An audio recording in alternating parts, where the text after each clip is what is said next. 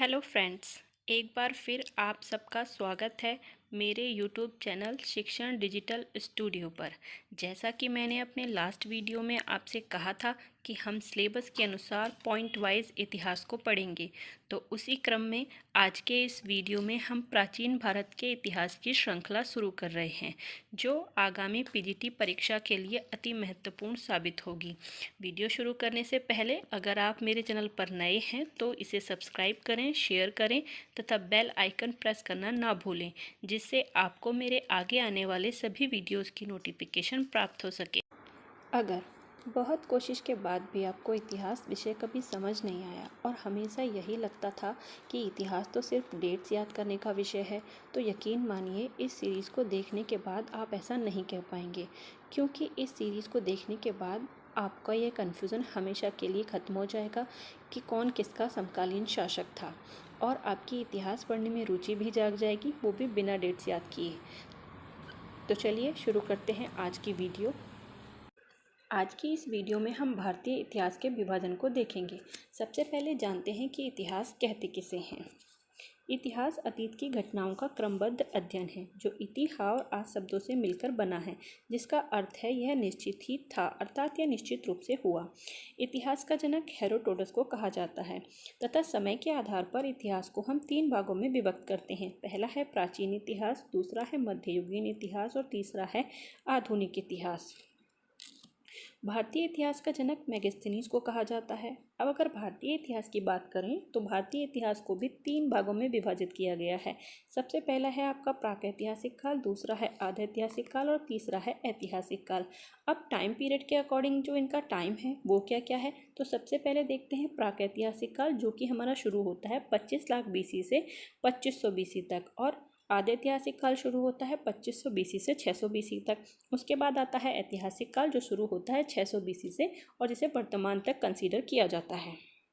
अब इसका भी आगे विभाजन है, तो देखते हैं। सबसे पहले प्रागैतिहासिक काल का विभाजन। प्रागैतिहासिक काल का विभाजन है, सबसे पहले इसको देखते हैं, 3 भागों में विभाजित किया गया है। सबसे पहला है आपका पुरापाषाण काल, जो कि शुरू होता है 25 लाख BC से 10,000 BC तक। उसके बाद आता है मध्यपाषाण काल, जो कि शुरू होता है 10,000 BC से 4,000 BC तक। उसके बाद आता है आपका नवपाषाण काल, जो कि शुरू होता है 4,000 BC से 2500 BC तक। उसके बाद जो आपका ये पुरापाषाण काल है, इसको भी 3 भागों में डिवाइड किया गया है। सबसे पहला है इसमें निम्न पुरापाषाण काल, दूसरा है मध्य पुरापाषाण काल और तीसरा है उच्च पुरापाषाण काल। उसके बाद आपका आता है सेकेंड नंबर का, यानी कि आधैतिहासिक काल। अब आधैतिहासिक काल क्या है, इसमें आता है आपका सैंधव सभ्यता, जो कि शुरू होती है 2500 BC से 1500 BC तक। उसके बाद आता है आपका वैदिक काल, जो कि शुरू होता है 1500 BC से 600 BC तक।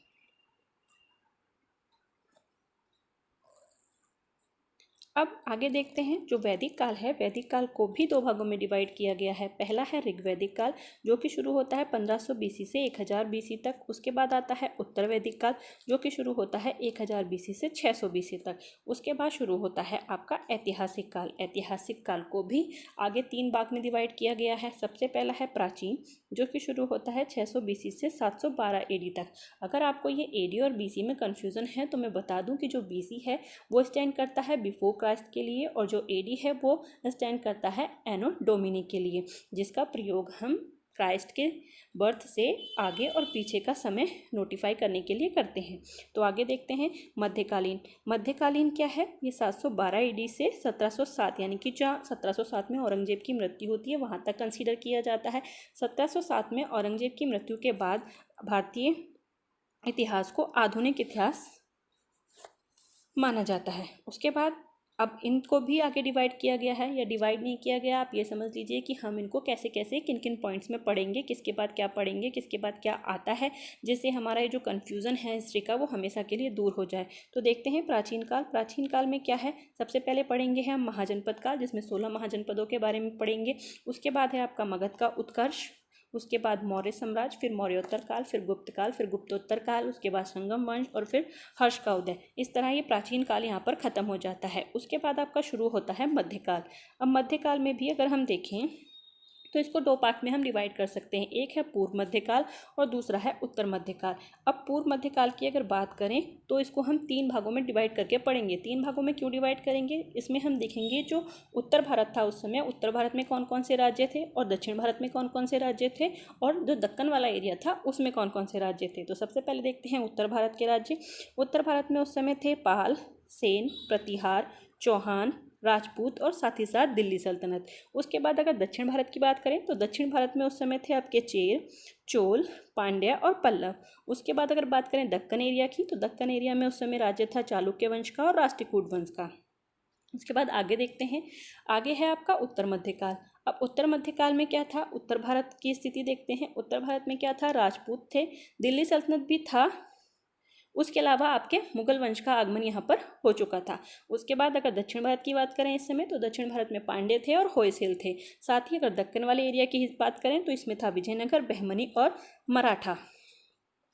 उसके बाद आता है आपका आधुनिक भारत का इतिहास। आधुनिक भारत का इतिहास आपको पता है औरंगजेब की मृत्यु के बाद शुरू होता है। तो इसमें हम देखेंगे कि ईस्ट इंडिया कंपनी कैसे भारत में आई, व्यापार करने के साथ साथ उन्होंने कैसे अपना शासन स्थापित किया। उसके बाद आपका मुगल वंश का पतन, नवीन राज्यों का उदय कैसे हुआ, धार्मिक और सामाजिक पुनर्जागरण जिसमें आपका राजा राम मोहन राय, स्वामी विवेकानंद वगैरह के बारे में पढ़ेंगे।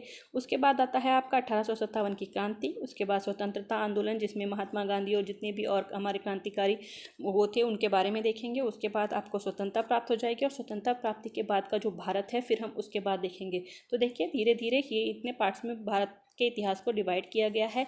इसके ज़रिए हमें पढ़ने में भी आसानी होगी और हम इन्हीं पॉइंट्स के ज़रिए धीरे धीरे करके हम आगे अपनी पढ़ाई को कंटिन्यू रखेंगे।